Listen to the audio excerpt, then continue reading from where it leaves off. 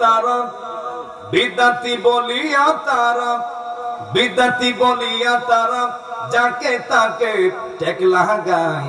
গোপন খবর পাশে রাগে দিনে আয় ও টুমকা ভাই গোপন খবর পাশে রাগে দিনে আয় মাজার মসজিদ ভাঙ্গে তারা মন্দিরেতে দেই পাহারা হাত তোলা কোন ঠিক না বেঠিক মাজার মসজিদ ভাঙ্গে তারা মন্দিরেতে দেই পাহারা আরে বলে তাদের ঈমান সেরা কসুও নাই আরে বলে তাদের ঈমান সেরা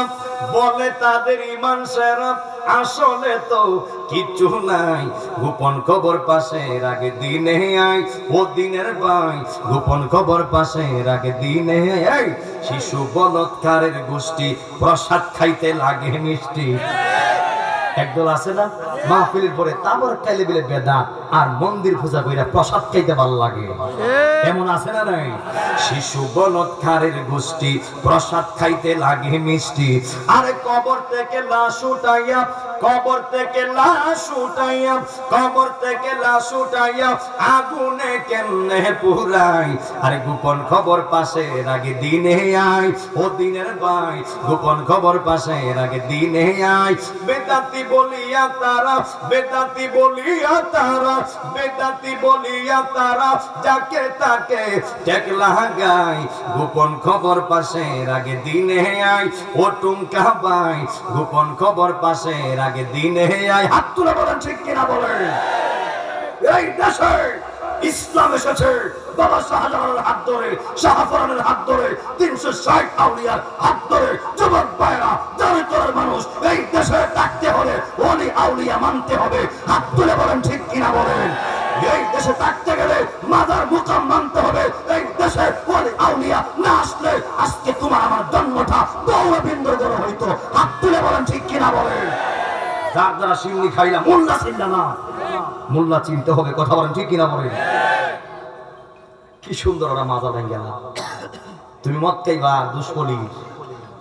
তুমি সুদ খাইবা দুশ্মনী বিষয়টা এমন হয়ে গেল না ওনার বসে ফ্ল্যাট ডাললো যদি মাজার এরিয়া যদি মদ গাঞ্জা খাইলে ওর দুষ হয় আল্লাহর আসমানের নিচে জমিনের উপর মানুষ সুদ খায় কি খায় না ঘুষ খায় কি খায় না এই দুষকে আল্লাহ জান খাওয়া শরীর বাংতে বেড়া হইলে এই আল্লাহ তোমার বান্দা খেলে ঘুষ খাইতো অন দুষ তোমার এ কথাকে কইব যে ওলির মাজার যদি কেউ সমুদ মদ গাঞ্জা খা প্রস্তাব লাগে না খা হ্যাঁ বাইরে বাড়ি করলে মাজার নিরাপদ কথা বলে ঠিক কিনা বলেন হ্যাঁ বন্ধ না কইরা মাজার ভেঙে গেলাও তোমরা বড় গাদ্দারি মুসলমান কথা বলেন ঠিক কিনা বলেন আল্লাহ পাক যেন এই দেশে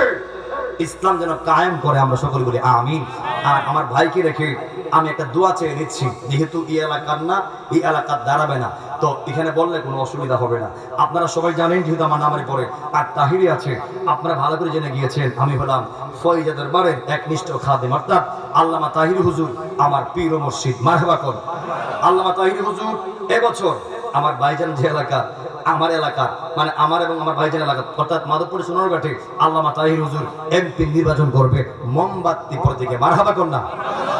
একটু আমার একটা এই কই রে আমার মোমবাতি দাও মোমবাতি দাও দাও এটা দেখাই দিই মোমবাতিটা আপনারা আসেন ইনশাআল্লাহ দাও মোমবাতি দাও ভাইজান মোমবাতি আমার পকেটে থাকে ইনশাআল্লাহ দাও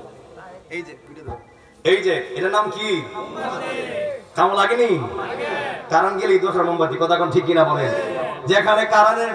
বেল শেষ সেখানে মোমবাতির শুরু কথা বলেন ঠিক কিনা বলেন আর এখনো তো মাজারে মসজিদে প্রত্যেকটা মানুষের ঘরে মোমবাতির প্রয়োজন কথা বলেন ঠিক কিনা বলেন এবার শুধু প্রত্যেকের ঘরে না মাজারে না মসজিদে না এবার সংসদে এই মোমবাতি আলো জ্বালাবে হাত করে বলেন ঠিক কিনা বলেন আপনারা শুধু দোয়া করবেন যেহেতু ভোট দেওয়ার সুযোগ নাই দোয়া করার তো সুযোগ আছে দোয়া করতেন না আমরা মনে করি এমন লোক আর পাওয়া যাবে না এমন যোগ্য ব্যক্তি আর পাওয়া যাবে না এটাই হলো সুবর্ণ সুযোগ আমরা চাইবো আল্লামা তাহির হুজুরকে চৌরাঘাট টু মাধবপুরের এমপি বানাইয়া সংসদে পৌঁছাইতে আর আপনারা দোয়া করবেন এমন ব্যক্তি যদি সংসদে যায় একটা মানুষ না খায় থাকবে না রাস্তায় থাকবে না বেকার থাকবে না প্রত্যেকটা মানুষের গুণের হক বাস্তবায়ন করার জন্য আল্লামা তাহির হুজুরকে সংসদে প্রয়োজন হাত তুলে বলেন ঠিক কিনা বলেন মোমবাতির আলো ঘরে ঘরে জালো মোমবাতির আলো সংসদে জালো তাহির হুজুরের সালাম নিন মোমবাতি মার্কায় ভোট দিন মারহাবা করুন আমি শেষ করে নিচ্ছি।